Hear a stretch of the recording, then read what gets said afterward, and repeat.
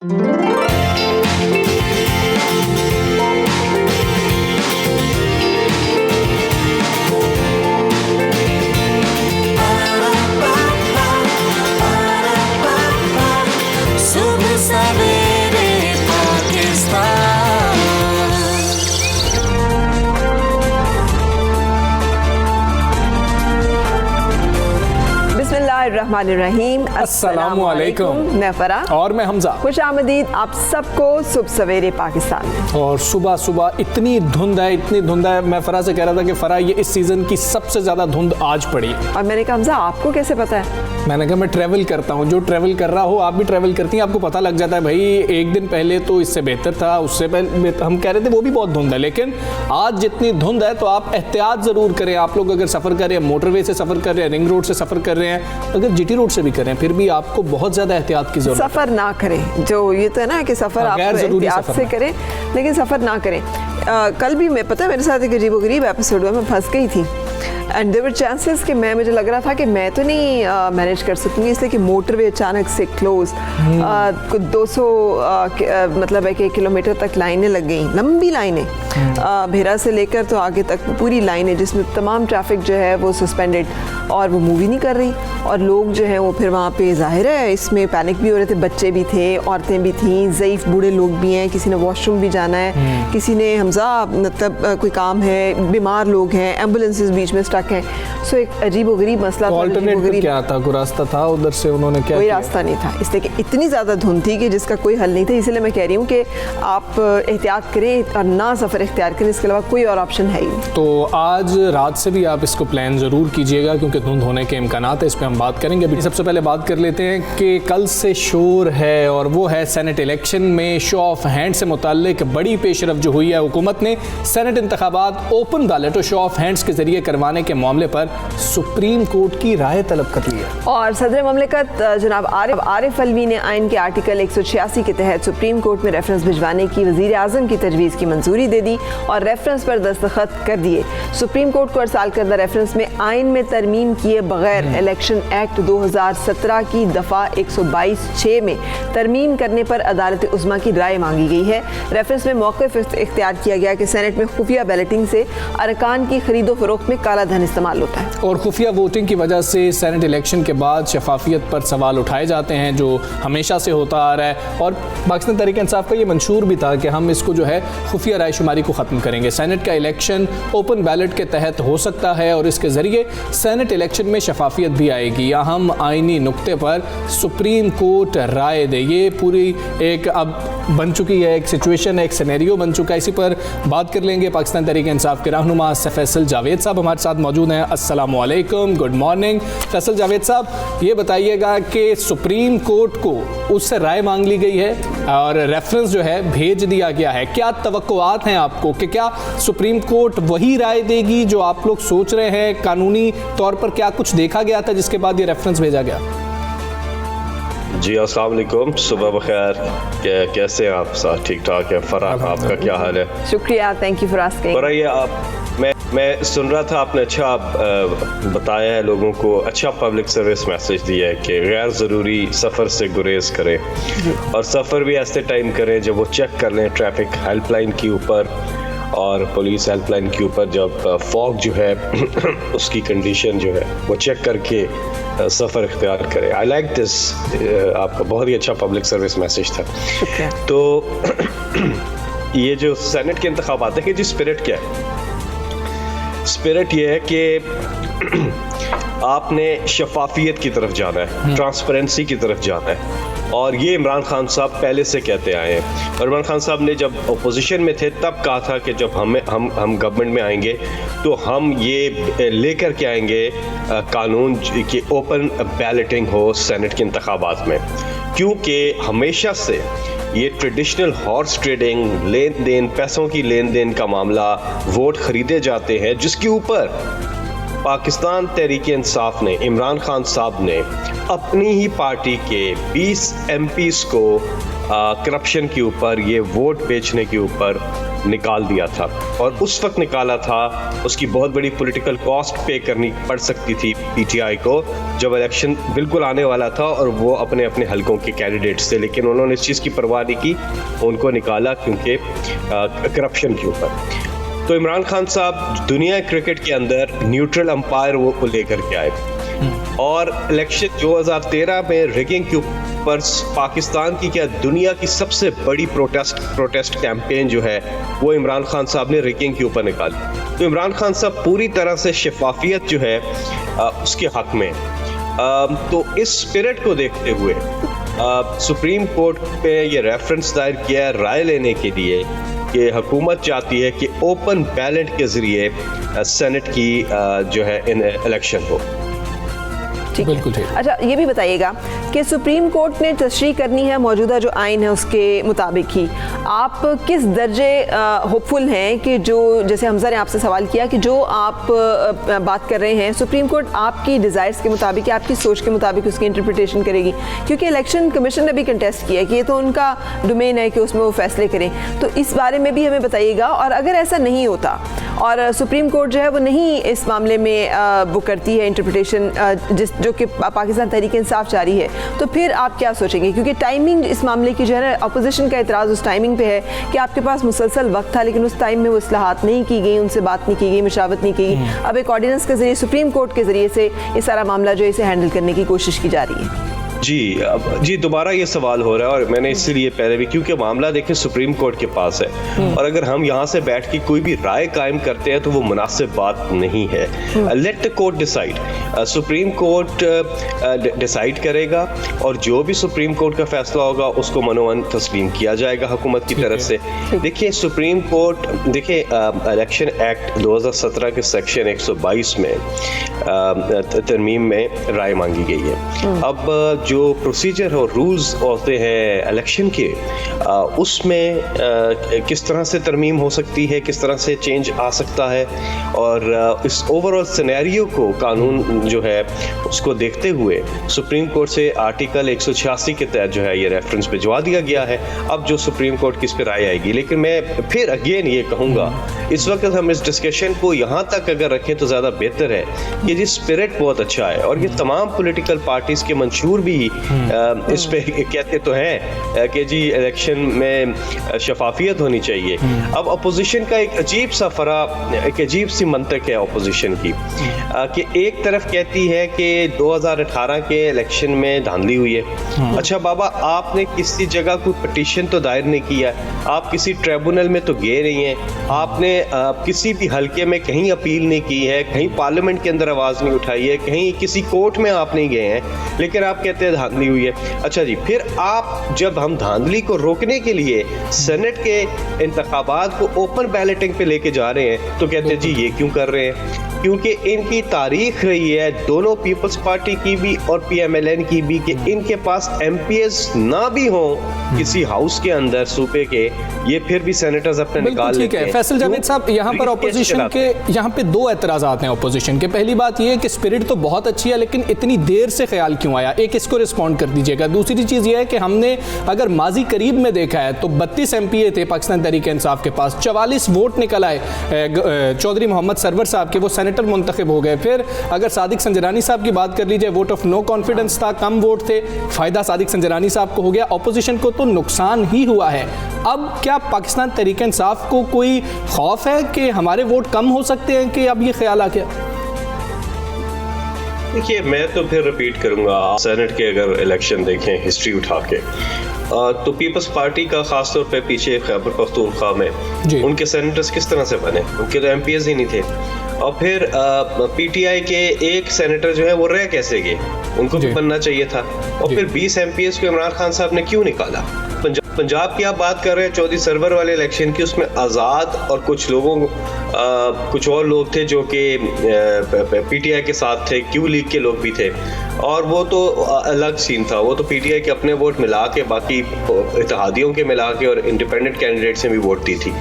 लेकिन इन लोगों ने जब भी किया है, और अच्छा हम ही है जो कह रहे हैं ओपन बैलेटिंग होनी चाहिए जी, क्योंकि हमें तो हम तो लेन देन नहीं करते हैं ना। अब ये लोग इसलिए चाहते हैं कि ओपन बैलेटिंग ना हो क्योंकि ये तो वोट खरीदते हैं, पहली चीज। दूसरी चीज, आपके सवाल का दूसरा पार्ट क्या था, प्लीज कम, बहुत लंबा आपने क्वेश्चन। इतना देर से ख्याल क्यों आया? ऑपोजिशन ये कह रही है कि इस वक्त इतनी देर से ख्याल क्यों आया? हम भी सब मानते हैं स्पिरिट बहुत अच्छा है, लेकिन काफी वक्त लग गया। ऑपोजिशन से पहले बात कर ली जाती तो ये आईनी तौर पर मामला हल हो जाता। देखिए, बात यह है कि हमने बहुत शुरू में ही आते साथ ही ये बात की थी। आपको पता है कि सेनेट में हमारी जो तादाद है वो हम मेजॉरिटी में फ़िलहाल नहीं है जी। इसके लिए, जिसके लिए हमें जब भी कोई कानून पब्लिक इंटरेस्ट का लाते हैं तो अपोजिशन जो है उसकी मुखालफत करती है। हमने कई दफ़ा इनके साथ बैठे, हमने बात की कि सेनेट का इलेक्शन ओपन बैलेट होना चाहिए, लेकिन ये लोग हैं, अब आप देख ही लें इनके हालात क्या हैं असेंबलियों के अंदर, ये किस किस्म की हरकतें करते हैं। ये तो फैटिव के ऊपर जो कि इंतहाई कौमी मफाद की लेजिस्लेशन थी उसके ऊपर आपने इनकी ड्रामेबाजियां देखी थी। तो ये अगर हमने तो कोशिश की है इसकी, लेकिन अपोजिशन में फिर कह रहा हूँ, बार बार मैं यही कह रहा हूँ कि अपोजिशन इसको क्यों नहीं मान रही, इसके लिए कि वो सारा लेन देन करते हैं। तो वो अगर मान जाते तो हम पहले कर लेते, अब वो नहीं मान रहे, अब अभी करना पड़ रहा है और इस तरीके से भी करना पड़ा। बिल्कुल ठीक है। बहुत शुक्रिया सेनेटर फैसल जावेद साहब, हमारे लिए आपने वक्त निकाला और हमारे साथ रहे सुबह सवेरे पाकिस्तान फॉर जॉइनिंग अस। और इसी हवाले से बात करेंगे, कुछ कानूनी राय जो है वो भी लेंगे। मुमताज़ माहिर कानून अली अहमद कुर्द साहब जो है वो भी हमारे साथ हैं। अस्सलाम वालेकुम एंड गुड मॉर्निंग। इसी इशू के हवाले से जिस पे अभी हम सेनेटर फैसल जावेद से बात करेंगे, आपसे जानना चाहेंगे कि हुकूमत ने सेनेट इलेक्शन ओपन बैलेट से कराने के लिए सुप्रीम कोर्ट में रेफरेंस दायर किया है। आप हम सब की रहनुमाई कर सकते हैं कि इसके कानूनी पहलू क्या हैं? ये है कि हम पाकिस्तान में अपने 72 सालों में हमने हमेशा ये कोशिश की है जानबूझकर, दानिस्ता और नादानिस्तगी में, कि कानून को, जब भी कानून हमारे आड़े आया है तो हमने कानून को अपने हक में मोड़ने की कोशिश की और इसमें बड़ी कामयाबियाँ भी होती रहीं। मगर अब मामला कानून से बढ़ के आइन के ऊपर हाथ बढ़ाया जा रहा है। आइन देखें, आइन ऐसी चीज़ नहीं है कि आप उसको अपनी मर्ज़ी के मुताबिक उसमें उसको उसको अपनी मर्ज़ी के मुताबिक उसको आगे पीछे करें। आइन में जो है आपको मन उसी के मुताबिक करना पड़ेगा। अब जो हुकूमत, जो प्रेसिडेंट ने सुप्रीम कोर्ट में जो वो 186 के तहत जो उनकी ओपिनियन मांगी है, मेरी राय, मेरी सोच के मुताबिक आज तक पाकिस्तान में 186 के तहत हुकूमत ने 2 दफ़ा रेफरेंस भिजवाया है। एक 1972 में नेशनल अवामी पार्टी के ख़िलाफ़ कि इस पे इल्ज़ामात ये है कि ये नेशनल पार्टी मुल्क और कौम के ख़िलाफ़ काम कर रही है, लिहाजा इसको बैन किया जाए और इसके ख़िलाफ़ राय दी जाए। और सुप्रीम कोर्ट ने, उस वक्त की सुप्रीम कोर्ट ने हुकूमत के कहने पे वो राय दी थी और नेशनल अवामी पार्टी उसके बाद जो है उस पर बैन लगी थी। उसके बाद दूसरी दफ़ा 186 के तहत हुकूमत ने रेफरेंस, जरदारी साहब के दौर में ये 86 के तहत ये रेफरेंस भिजवाया था कि भुट्टो साहब का जो जुडिशल मर्डर है उसको रिविज़िट किया जाए उस जजमेंट को, क्योंकि उसको ना तो दुनिया मानती है, ना लोग मानते हैं, ना वकला और ना अदालतें मांगती हैं। मगर उस रेफरेंस के ऊपर बाद में कोई कार्रवाई नहीं हुई। अब ये तीसरी रेफरेंस मांगी गई है। मैं ये समझता हूँ कि इस रेफरेंस के तहत आइन जो है, देखिए सेनेट ये क्रिएशन है आइन का। आइन में जो कुछ कहा गया है और जो कुछ मांगा गया है या जो कुछ तकाजा है उसको आप अपनी मर्जी के मुताबिक नहीं कर सकते। ओपन बैलेट के तहत अगर आप इलेक्शन करना चाहेंगे तो ये खुला जो है, कुलियतन जो है, ये आइन के मंशा और तकाजा के तकाज़ों। ठीक है, आइन में कुछ मौजूद नहीं है। अली अहमद कुर्द साहब ये फरमा रहे हैं इसमें, और अब सुप्रीम कोर्ट के फैसले का इंतजार करना होगा कि वो इस रेफरेंस को किस तरह से देखते हैं और क्या तशरीह की जाती है।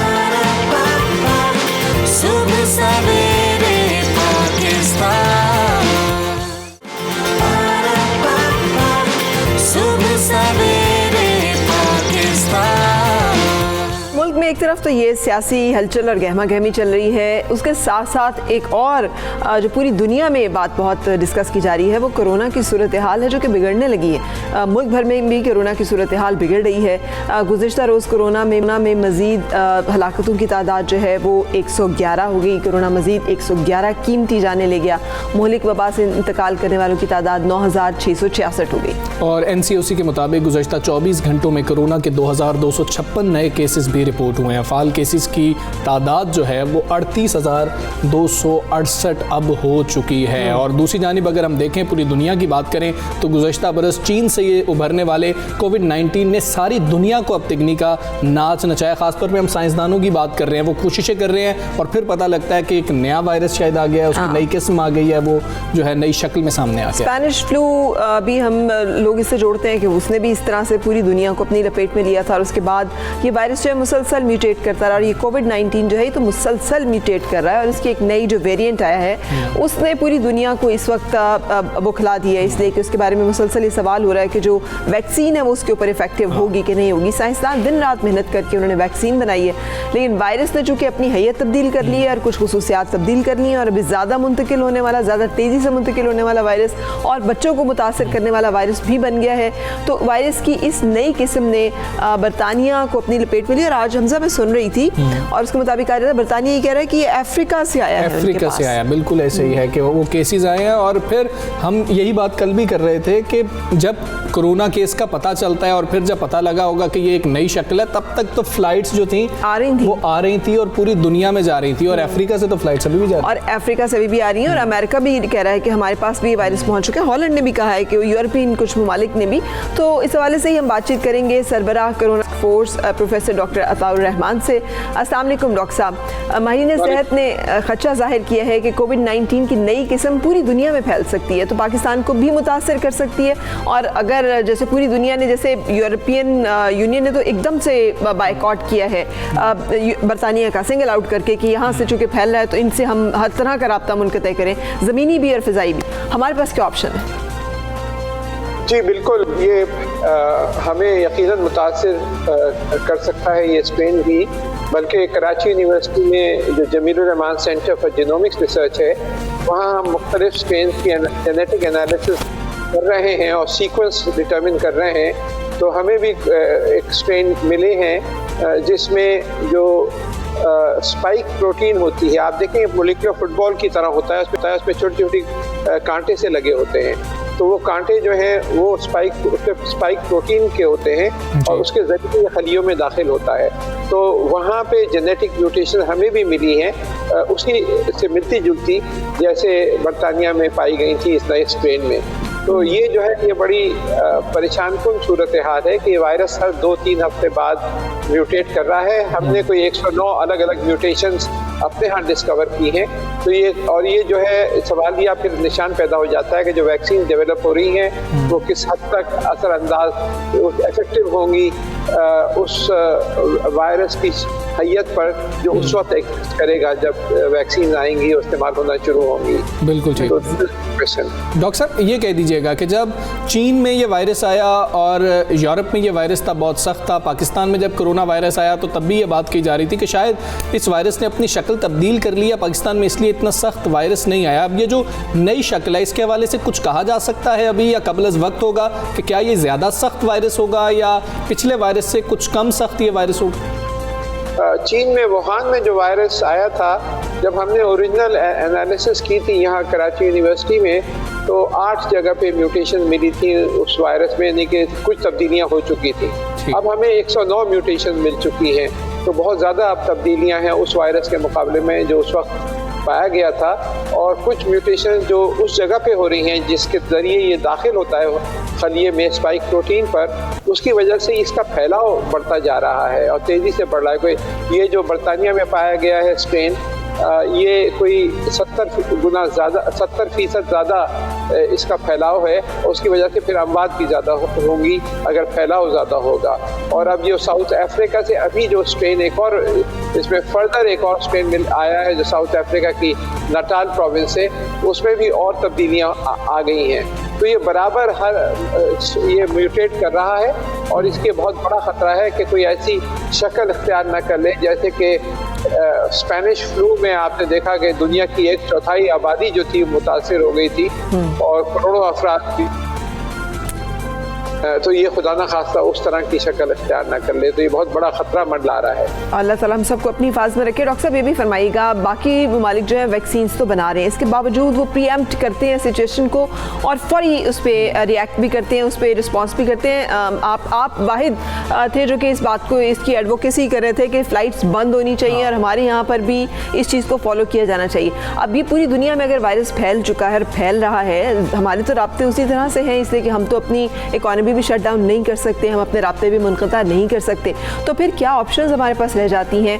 क्या एहतियात करना जो है इन नई किस्मों से जो वायरस की हैं इनसे हमें महफूज रखेगा, क्योंकि तब तो बच्चे भी इसका शिकार हो रहे हैं, और क्या हमारे बच्चों में इतनी इम्यूनिटी है कि वो सर्वाइव कर जाएं इस वायरस के अगेंस्ट? यहाँ से 2-3 स्टेप्स फ़ौरन लेने चाहिए। एक तो जो फ्लाइट्स हैं उसमें सोशल डिस्टेंसिंग दोबारा लाजमी कर देनी चाहिए। जून में ये किया था कि एक सीट खाली थी और फिर एक सीट पे लोग बैठते थे ताकि दूर रहें, क्योंकि बंद एरियाज़ के अंदर ज़्यादा तेज़ी से फैलता है। लेकिन अब जो फ़्लाइट्स हैं वो सब भरी भरी जा रही हैं, कोई सोशल डिस्टेंसिंग नहीं है फ़्लाइट्स के अंदर। दूसरे मेरे ख्याल से मुल्क में दफ़ा 144 लगा देनी चाहिए ताकि ये जो जलसे जुलूस ना हुकूमत कर सके ना अपोजिशन पार्टीज़ कर सकें, क्योंकि ये तो कत्ले आम वाली बात है। अगर 25,000 50,000 लाख लोगों को एक जगह जमा कर लेंगी वो तो दैट्स आस्किंग फॉर ट्रबल। ये तो दुनिया में किसी जगह पे इजाज़त नहीं है इस माहौल के अंदर। तो this is the second step that is needs to be taken. और थर्ड जो है, इनको कोशिश ये करनी चाहिए कि जो फैसिलिटीज़ हैं और इंफ्रास्ट्रक्चर है उसको बढ़ाएं और जो टेस्टिंग है उसको बढ़ा के कम से कम 1,00,000 या 2 लाख रोज़ाना तक ले जाएं, ताकि पता चले। इस वक्त हम 30, 40, 50,000 टेस्ट पे आके पिछले 5 महीने से यहीं खड़े हुए हैं, इसको एक्सपेंड नहीं किया हमने। ये बहुत ज़रूरी है कि हम रैंडम टेस्टिंग करके देखें कि कितने लोग मुतासिर हो चुके हैं इससे। बिल्कुल ठीक है। डॉक्टर साहब एक चीज़ को क्लियर कर दीजिएगा, आपने कहा कि 70% तेज़ी से ये वायरस फैलता है, तो जो हम SOPs जिन पर अमल कर रहे थे क्या वो भी इसके साथ जो है बदल जाएंगे कि 70% तेज़ी से ये वायरस फैल रहा होगा, या हम वही एहतियाती तदाबीर अपनाते रहें तो हम बच सकते हैं इस वायरस से? आपको अब अपने SOPs को तब्दील करनी पड़ेंगी। पहले अगर आप 6 फुट का डिस्टेंस रखते थे तो अब आपको 10 या 12 फुट का डिस्टेंस रखना पड़ेगा, क्योंकि अब ये क्योंकि ज़्यादा एग्रेसिव है वायरस, ज़्यादा दूर तक फैलता है। तो पहले एक आदमी बोलता था या खांसता था तो 4-5 फुट तक अगर पार्टिकल जाते थे, कुछ पार्टिकल्स। अब जो है क्योंकि वो जो है ज़्यादा एग्रेसिव है तो 10 या 12 फुट तक आपको सोशल डिस्टेंसिंग बढ़ानी पड़ेगी, मास्क के ऊपर सख्ती करनी पड़ेगी और इस तरह के SOPs को टाइटन करना पड़ेगा, क्योंकि अब जो जिस वायरस की शक्ल से हम डील कर रहे हैं ये बहुत ज़्यादा फैलने वाला वायरस है। बिल्कुल सही। डॉक्टर साहब आप तो खुद प्रोफेसर एमेरिटस हैं केमिस्ट्री में, तो इस तरह की फील्ड्स में इस वायरस ने दुनिया की तवज्जो इस तरफ भी दिलाई कि सिर्फ बॉम्ब्स और चीज़ें बनाना ज़रूरी नहीं है, हमें इन पेंडेमिक्स और इन वबाओं और वायरसेस से डील करने का मैकेनिज़्म, लेबॉरेटरीज, एक्सपर्ट्स भी चाहिए हैं। आपके ख्याल में जब हम इसको डील कर रहे हैं अभी हंगामी बेसिस पे, तो इसके साथ ये तैयारी भी हो रही है कि हम आइंदा इन द लॉन्ग रन तैयार हों और इस तरह के वायरसेस या ख़तरात से निपटने के लिए? ये बहुत अहम सवाल किया है आपने। पाकिस्तान का पहला national centre for virus research वो मैंने ही कायम किया, हमने ही कायम किया है कराची यूनिवर्सिटी में, और इसमें state of the art facilities हैं। इसी के साथ वो Jamilur Rahman centre for genomics research जो मेरे वालिद के नाम से मंसूब है, वो भी मैंने अपनी पर्सनल ग्रांट से कायम किया है और वहीं पे ये एनालिसिस हो रही है। लेकिन इस तरह के 85 सेंटर्स की मुल्क में ज़रूरत है कि हम वायरस रिसर्च, क्योंकि ये जो वायरसेस हैं इनको इस्तेमाल करना, जंग में इस्तेमाल करना, दिफा के लिए इस्तेमाल करना, ये जो है अब दुनिया बदल चुकी है। अब जो है बमों से सिर्फ जंगें नहीं होती, अब जो है इस तरह की जंगें भी सामने आ रही हैं, तो हमें उसके लिए तैयार रहना चाहिए और उसके लिए हमें सेंटर्स कायम करने चाहिए। बहुत शुक्रिया, thank you so much professor doctor Ataur Rahman हमारे साथ थे। एंड मैं जब भी इनको देखती हूँ तो आई ट्रूली फील कि हमें ऐसे लोगों की बहुत ज़रूरत है। अभी कल पर हमने रिसर्च शेयर की थी कि पाकिस्तान में 4th ग्रेड्स के बच्चे जो हैं साइंस सब्जेक्ट्स और मैथमेटिक्स में पीछे हैं पूरी दुनिया से। वहाँ पर अगर हमारा कोई एक शख्स जो है वो प्रोफेसर ऑफ एमेरिटस बनता है केमिस्ट्री में, तो यकीनी तौर पर it's a moment of pride for all of us, और हमें भी अपने स्टूडेंट्स को ज़्यादा इंकरेज करना चाहिए कि ऐसी फील्ड्स में जाएँ और इन रिसर्चेज में। और डॉक्टर साहब की गुफ्तगू से हमने जो हासिल किया वो ये है कि अब हमें कुछ SOPs को तब्दील करने की ज़रूरत है तब्दील हम ये कर रहे हैं, तब्दीली ये ला रहे हैं कि मज़ीद सख्त कर रहे हैं। सोशल डिस्टेंसिंग जो है अगर 6 फीट थी तो उसको बढ़ा रहे हैं। हम मास्क का इस्तेमाल ज़रूर कर रहे हैं, सैनिटाइज़र का इस्तेमाल लाजमी कर रहे हैं, हाथ बार बार धो रहे हैं। अब ये हमें करना है, अगर आप अपने लिए नहीं कर रहे, अपने बच्चों के लिए लाजमी SOPs पर। आप अंदाज़ा लगाइए कि वायरस कितना चालाक है कि वो कितनी जल्दी से अडेप्ट कर लेता है कि अगर इन्होंने ये किया है तो मैं अब कैसे अटैक करूं कि मैं ज़्यादा लोगों को इन्फेक्ट कर सकूं। सो हमें भी उतनी समझदारी के साथ उसका मुकाबला करना है। ये बेवकूफ़ी है कि हम SOPs को फॉलो ना करें और ख़ुद को या फिर अपने घर वालों को या अपने इर्द गिर्द मौजूद लोगों की ज़िंदगी जो है उसे ख़तरे में डालें। सो खुदारा जो भी आप SOPs पहले जिन पे एहतियाती तदाबीर जो इख्तियार कर रहे थे उनको और ज़्यादा सख्त और ज़्यादा बढ़ा दें। बिल्कुल ऐसे ही। अभी हमें एक ब्रेक लेनी है, ब्रेक के बाद फिर मुलाकात होगी। Stay with us.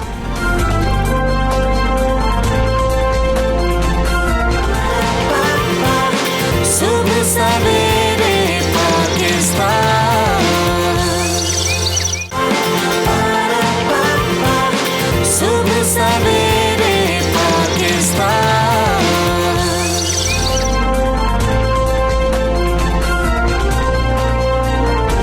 Welcome back. Pakistan जो है एक खूबसूरत सरजमी जहाँ हर मौसम जो है जब आता है तो अपने पूरे जौबन पे आता है। और अब सर्दियाँ हैं, कड़ाके की सर्दी है। कुछ एक हफ्ते का रिलीफ था। मेट ऑफिस ने हमें बताया था कि बस एक हफ्ता टेम्परेचर जो है नॉर्मल होगा, उसके बाद फिर जनवरी जो है वो सर्द होने जा रहा है, जो कि हमें दिखाई दे रहा है। और मौसम का जो हाल बताने वाले हैं वो ये कहते हैं कि धुंध और धुंधी का जो नया स्पेल है वो लाहौर और मुल्क के दीगर हिस्सों में दाखिल होना शुरू हो गया। आज हमने ये एक्सपीरियंस भी किया कि इतनी ज़्यादा धुंध थी और हमने शुरू में उसकी बात भी की थी। आगे मौसम कैसा रहेगा वो जान लेते हैं ताकि लोग अपना जो स्केड्यूल है उसके मुताबिक तय कर लें। बिल्कुल। सो हम वेलकम करेंगे डॉक्टर खालिद मलिक। अस्सलाम वालेकुम and thank you for joining. फरमाइएगा सर, क्या प्रेडिक्शंस हैं फर्दर? आपने जो कहा था कि बस ये एक हफ्ता ज़रा टेम्परेचर नॉर्मल होगा फिर दोबारा नीचे जाएगा, तो ये पूरा ये कब तक ये चलेगा ये सर्द स्पेल? जी वालेकुम सलाम and thank you very much. जैसे हमने पहले कहा था कि जो लास्ट वीक है उसमें एक अच्छा वेदर स्पेल जो है वो पाकिस्तान के northern areas including central areas पे हिट करेगा, जिसकी वजह से ये वेदर सिस्टम 26 को कोयटा और 26 से फिर कोयटा और उसके गिरदोनवा में पहाड़ों पे बर्फबारी देने के बाद ये 27 के दिन को पंजाब में, जिसमें सरगोदा, फैसलाबाद, चनेयोड, शोरकोट, लाहौर, गुजरांवाला, रावलपिंडी, इस्लामाबाद और KP के जो पिशावर, हज़ारा, इन एरियाज़ में होता हुआ 26 और 27 और 28 को इन एरियाज़ में रहेगा और अच्छी रेनफॉल और पहाड़ों पे स्नोफॉल देगा। जब ये वेदर सिस्टम गुजरेगा तो उसके बाद फिर टेम्परेचर्स ड्रॉप हो जाएंगे और टेम्परेचर्स पूरे कंट्री के अब जो इस टाइम नॉर्मल हैं वो नॉर्मल से कम हो जाएंगे और एक्सपेक्टेशन यही है कि हमारे साउथ के जो टेम्परेचर्स हैं इंक्लूडिंग कराची, वहाँ पे जो अगला वीक है वो सर्द-तरीन वीक होगा इस साल का और टेम्परेचर सिंगल डिजिट तक जा सकते हैं। हमारे पास जो रिकॉर्ड है उसके मुताबिक 2013 में टेम्परेचर मिनिमम जो है वो 6 डिग्री सेल्सियस गया था। नॉर्मली वो 7 और 8 तक रहता है और इस दफ़ा भी वो 7 तक आराम से टच करेगा और मे बी किसी एक दिन जैसे मंडे वाले दिन या संडे वाले दिन वो मे बी 6 तक भी जा सकता है। फिर ये जो टेम्परेचर कम की लहर है ये पूरा एक वीक चलेगी और उसके बाद धुंध में भी इजाफा हो जाएगा और जो मैदानी इलाके हैं इंक्लूडिंग जो मोटरवेज हैं या डिस्ट्रिक्ट रोड्स हैं उन पे विजिबिलिटी काफ़ी हद तक कम हो जाएगी और जो लोग ट्रांसपोर्ट के साथ जिनका ताल्लुक है उनको ज़रा एहतियाती तदाबीर की ज़रूरत है कि वो ज़रा थोड़ा सा कम विजिबिलिटी में एहतियात से ड्राइव करें। सही। और ये सब कुछ आप बता रहे हैं कि अभी ये जो स्पेल है इसके बाद 27-28 के बाद से टेम्परेचर ड्रॉप एंड धुंध का सिलसिला और सर्दी बढ़ने का सिलसिला जो है ये शुरू होगा। धुंध अभी आजकल जो है इसके बारे में हमें बता दें कि ये कितने अरसे तक जारी रहेगी और ये मामला जो है ये कब तक आप देख रहे हैं? ये पॉसिबिलिटी है कि इंशाल्लाह मिड ऑफ जनवरी तक ये धुंध इसी तरह चलती रहेगी। कुछ एरियाज पे डेंस होगी, कुछ एरियाज पे शैलो होगी, लेकिन उसके बाद फिर उम्मीद है कि इसमें काफ़ी हद तक कमी वाक़या हो जाएगी। बिल्कुल ठीक है। Director met doctor Khalid Malik साहब जो थे हमारे साथ मौजूद थे, उनसे हम मौसम की सूरत हाल कर रहे थे कि मौसम कैसा रहेगा। तो धुंध रहेगी, आप जो भी प्लान कर रहे हैं उसके मुताबिक प्लान करें। फरा की तरह आप भी रोड पे मत फंस जाए। और जितनी वो फरा बता रही थी कि इतने ज़्यादा लोग वहाँ पर थे, मैं वही बात कर रहा था। मैं ये नहीं कह रहा कि सिर्फ फरा भटक गई थी, कई लोग थे जो सफ़र कर रहे थे, क्योंकि 2-3 दिन से धुंध पड़ नहीं रही थी, इसलिए लोगों का ख्याल ये था कि धुंध जो है नहीं पड़ेगी। फरा को पता था कि धुंध पड़ेगी, हम कल बात भी कर रहे थे। अच्छा, लेकिन हमसे पता है क्या, जब आप देखते हैं ना मुख्तलिफ जहाँ पे अपडेट्स हो रहे होते हैं, तो होता ही या तो आपको टोल प्लाजा से एंटर ही ना होने दें कि जी आगे धुंध है तो आप वापस चले जाएं। Once you enter the toll plaza, अब आप कहीं निकल भी नहीं सकते और अचानक मोटरवे भी बंद हो जाए और फिर वहाँ पर भी एक कसीर, मैंने कहा बच्चे हैं, बूढ़े लोग हैं, ख़वातीन हैं, वॉशरूम जाना है, खाना नहीं खाया हुआ, कोई बीमार है, किसी की शुगर गिर रही है, किसी का ब्लड प्रेशर बढ़ रहा है, एम्बुलेंसेस खड़ी हैं। सो ये तमाम वो चैलेंजेस हैं जो कि फिर आ जाते हैं पेश। सो इसका हल यही है कि मतलब एक तो प्रीएम्प्टिव पॉलिसी हो, अगर आपने बंद करनी है तो आप टोल प्लाजास बंद कर दें, लोग एंटर ही ना हो सकें।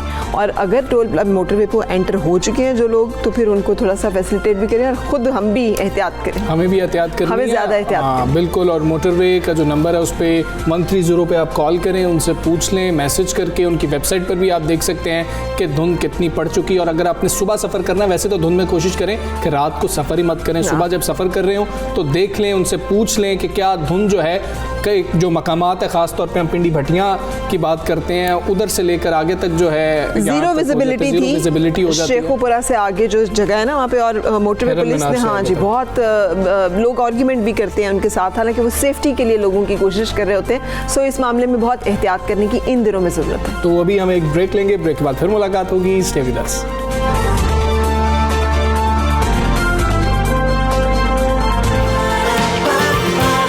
सुबह सवेरे पाकिस्तान, सुबह सवेरे पाकिस्तान। बात करेंगे सिंध हुकूमत की जानिब से एक अच्छा इकदाम उठाया गया। कल हम गैलप सर्वे पढ़ रहे थे, मैं और फरा हम ये बात कर रहे थे कि 40% से ज़ायद लोग जो हैं, ख़ासतौर पे कराची के अंदर और सिंध के अंदर भी, वो पब्लिक ट्रांसपोर्ट ही इस्तेमाल करते हैं और वो खुश नहीं है कि जो इंतजामात है पब्लिक ट्रांसपोर्ट, और उनमें ज़्यादा तादाद ख़वातीन की है जो कि पब्लिक ट्रांसपोर्ट इस्तेमाल करती हैं या इस्तेमाल करने पे मजबूर है, उनके पास और कोई ऑप्शन है नहीं। सो इस सूरत में ये जो एक फ़ैसला है, अच्छा इकदाम सामने आया है, उसका जिक्र करते हुए मुस्कुराहट भी आ रही है, क्योंकि अच्छा लगता है जब लोगों को रिलीफ मिलता है। ये फ़ैसला ये है कि ड्राइवर्स, क्लीनर्स, मुसाफिर और ट्रांसपोर्टर्स के लिए लाइफ इंश्योरेंस स्कीम मुतारिफ़ करा दी गई है। स्कीम के मुताबिक सिंध से अंदरून मुल्क सफ़र करने वाले ट्रांसपोर्टर्स, जो भी वर्कर्स अटैच्ड हैं और मुसाफिर जो कि सफ़र कर रहे हैं, उनको लाइफ इंश्योरेंस की सहूलत मैसर होगी। और ई टिकटिंग निज़ाम के तहत सिंध में बजरिया सड़क, बसों और कोचेस के ज़रिए सफ़र करने वाला हर मुसाफिर अपने टिकट पर सिर्फ 10 से 20 रुपये इजाफी देकर इंश्योरेंस प्रोग्राम से मुंसलिक हो सकता है। और इसका मतलब ये है कि किसी भी नागहानी हादसे की सूरत में वरसा को सिर्फ 3 दिन के अंदर 5 लाख रुपए की रकम अदा कर दी जाएगी। ये एक बड़ी बात है, क्योंकि चक्कर लगवाए जाते हैं, चक्कर पे चक्कर लग रहे होते हैं, और वो जो पहले चीज़ें तय की गई होती हैं, फिर वो ऐसे मिलता है जैसे कोई खैरात दी जा रही है। हाँ जी, जैसे आप पे बहुत एहसान किया जा रहा हो। इसी तरह ड्राइवर्स और बस का अमला, इनका भी मुफ्त इंश्योरेंस जो है वो की जाएगी। हादसे में मुसाफिरों की एक या दोनों टांगें ज़ाया होने और एक या दोनों हाथ या आंखें ज़ाया होने की सूरत में भी 5 लाख रुपए की रकम वरसा को अदा की जाएगी। और जबकि हादसे का शिकार होने वाली गाड़ी की 20 लाख रुपए तक की मुफ्त इंश्योरेंस भी की जाएगी। PES के तहत इंश्योरेंस प्रोग्राम सिंध में पहली बार मुतारिफ कराया जा रहा है। एक अच्छा इकदाम है, इस पे अमल हो तो ये ज़्यादा अच्छी बात है। इसी हवाले से हम बात कर लेंगे। हमारे साथ मौजूद हैं CEO ज़िशान नियाज़ी साहब। ज़िशान नियाज़ी साहब, अस्सलामु अलैकुम, गुड मॉर्निंग। ज़िशान नियाज़ी साहब, पहली बात तो ये कि ये ख्याल कैसे आया, ये इंश्योरेंस स्कीम जो है ये काम कैसे कर रही होगी, और जिस तरह हम कह रहे थे क्या बाद में लोगों को धक्के तो नहीं खाने पड़ेंगे अगर खुदा न खास्ता ऐसा कोई हादसा पेश आ जाता है तो उनके वरसा चक्कर ही लगाते रहें? Good morning Pakistan. सर, जैसा कि आपने सवाल किया कि काफ़ी पाकिस्तान के अंदर इंश्योरेंस कंपनीज़ हैं जो कि बहुत ज़्यादा तंग करती हैं, तो हम लोग जो बेसिकली प्रोडक्ट्स लेके आए हैं, हम एक बहुत ही अच्छी प्रोडक्ट्स लेके आए हैं, और इंशाल्लाह जो हम पैसेंजर्स तक और ट्रांसपोर्टर्स हज़रात तक जो ये रिटर्न फॉरवर्ड करेंगे, इंशाल्लाह 3 दिन के अंदर अंदर हम इंशाल्लाह उन्हें रिटर्न देंगे। क्योंकि हमने डेली बेसिस पे इंश्योरेंस कंपनीज़ को साथ मिलाया हुआ है, क्योंकि जैसे ही नंबर ऑफ़ समझे कि जो पैसेंजर्स हो गया या जो भी मुसाफिर होगा, जैसे ही ई टिकटिंग होगी वो सारा रिकॉर्ड, वो सारा डाटा इंश्योरेंस कंपनीज़ को चला जाएगा। और क्योंकि आजकल जैसे कि टेक्नोलॉजी का दौर है, तो अल्लाह ना करे अगर कोई हादसा हो जाता है तो वो उसी टाइम हमें सॉफ्टवेयर के थ्रू सारी चीज़ें हमारे सामने आ जाएंगी कि किस नंबर की जो बस होगी उस बस का एक्सीडेंट हुआ, और इसके अंदर जितने भी मुसाफिर होंगे, अल्लाह ना करे जिन्हें कोई मामूली खराश वगैरह आएगी या कोई समझें कि डैमेज हो जाएंगे, तो उनका सारा जो रिकॉर्ड, सारा डाटा होगा वो हमारे पास भी होगा, ट्रांसपोर्ट डिपार्टमेंट्स के पास भी होगा और इंश्योरेंस कंपनीज के पास भी होगा। तो इंशाल्लाह हम लोग फिल फोर उसी टाइम ही, हमारा तो वैसे सबसे जो पहली हम चीज़ के ऊपर काम कर रहे हैं कि हम लोग सबसे पहले हमारी ख्वाहिश होगी कि हम उसी टाइम ही उन तक क्लेम्स ड्रॉप करें, अदरवाइज़ नेक्स्ट डे के अंदर हम इंशाल्लाह मुसाफिरों को ट्रांसपोर्ट डिपार्टमेंट के थ्रू हम क्लेम उन तक ड्रॉप करेंगे। बिल्कुल सही है, लेकिन ये बहुत बड़ा डेटा है जिसकी आप बात कर रहे हैं। पहली बात तो ये कि इसे रेगुलेट कैसे किया जाएगा, कैसे फंक्शनल किया जाएगा, कैसे आप ये सारी मालूमात इकट्ठी करेंगे, क्योंकि हमारे यहाँ तो कोई ऑर्गेनाइज ट्रांसपोर्ट सिस्टम मौजूद नहीं है। दूसरा ये भी बताइएगा कि हादसे को डिफ़ाइन कैसे किया गया। हमारे यहाँ तो खुदा न खास्ता सिलेंडर फटने से भी जो है वो हमने देखा है कि हादसात हो जाते हैं। सो ये इन दोनों चीज़ों के बारे में ज़रा वाज़ेह कीजिएगा। सबसे पहले हम लोगों ने एक काफ़ी हैवी किस्म का एक बहुत बड़ा सॉफ्टवेयर डिज़ाइन किया है, जिस सॉफ्टवेयर के ज़रिए हम ट्रांसपोर्टर्स को अपने साथ अटैच कर रहे हैं। ट्रांसपोर्टर्स को हम हार्डवेयर, मटेरियल्स और सॉफ्टवेयर फ्री ऑफ कॉस्ट वो प्रोवाइड कर रहे हैं। जो भी टर्मिनल्स होंगे ट्रांसपोर्टर्स के, हम ट्रांसपोर्ट वाली जगह पे हम एक सॉफ्टवेयर इंस्टॉल कर रहे हैं, एप्लीकेशन बाकायदा हम लोग दे रहे हैं। उस एप्लीकेशन के थ्रू और ट्रांसपोर्टर से मिलके जो भी मुसाफिर सफ़र करेंगे, वो सफ़र हम लोग उनका जो आईडी कार्ड होगा या मोबाइल नंबर होगा, उनके थ्रू हमें समझें कि इंश्योरेंस जो पॉलिसी नंबर है वो पॉलिसी नंबर जनरेट हो जाएगा। क्योंकि हमारे पास जो मुसाफिर आ रहे होंगे, वहाँ जैसे ही मुसाफिर आएगा, मुसाफिर का पॉलिसी नंबर उसी टाइम जनरेट हो जाएगा। हम बेसिकली सॉफ्टवेयर भी फ्री प्रोवाइड कर रहे हैं और इसके अलावा जो हार्डवेयर का मटेरियल है वो भी फ्री प्रोवाइड कर रहे हैं। ना इसके ऊपर गवर्नमेंट से हम कोई फ़ंड ले रहे हैं, ना ही हम ट्रांसपोर्टर से फ़ंड ले रहे हैं। हमने एक छोटी सी रकम जो 10 रुपये है, वो 10 रुपये हमने इंक्लूड कर दी है टिकट के अंदर, कि हम इस 10 रुपये के अगेंस्ट हम पैसेंजर्स को भी सिक्योर रखेंगे, ट्रांसपोर्टर्स भी सिक्योर होंगे, ड्राइवर्स, बस कंडक्टर, ये सारे सिक्योर होंगे।